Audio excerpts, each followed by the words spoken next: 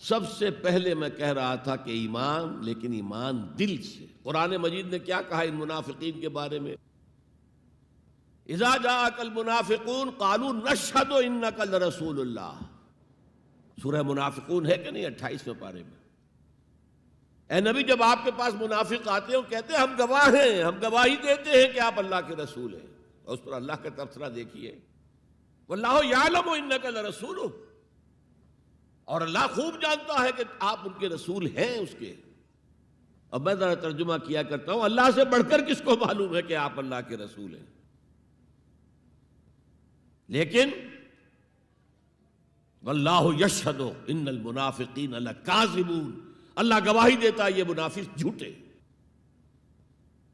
مسلمان تو وہ تھے، کلمہ گو تھے، حضور کی امامت میں نمازیں پڑھ رہے تھے،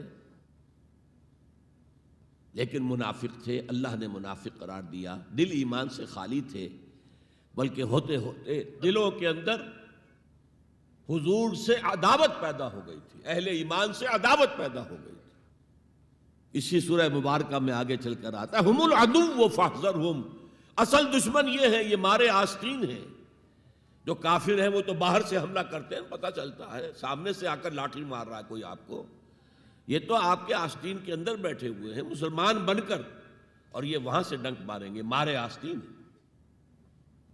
بہرحال اب ہم میں سے ہر ایک کو جائزہ لینا ہوگا،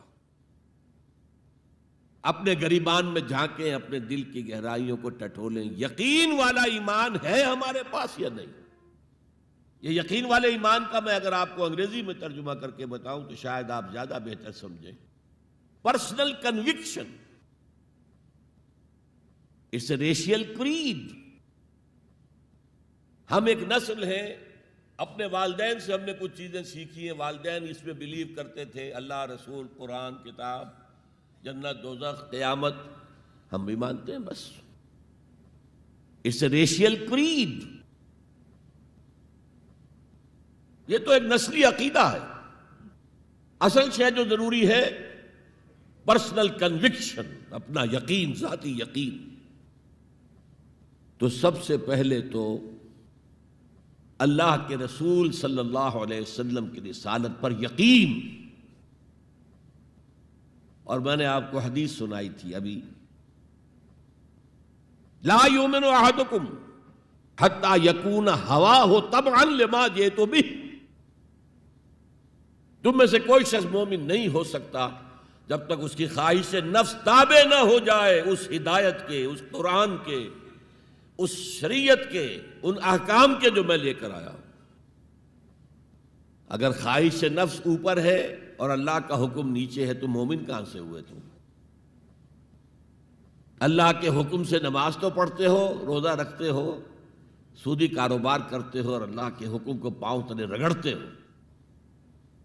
یہ کیا اسلام ہے؟ یہ تو وہی ہے، افتؤمنون ببعض الکتاب وتکفرون ببعض فما جزاء من يفعل ذلك منكم الا خزي في الحياة الدنيا ويوم القيامة يردون الى اشد العذاب۔ تو سب سے پہلا جو جائزہ ہمیں لینا ہے کہ محمد کی رسالت پر صلی اللہ علیہ وسلم ہمیں یقین ہے۔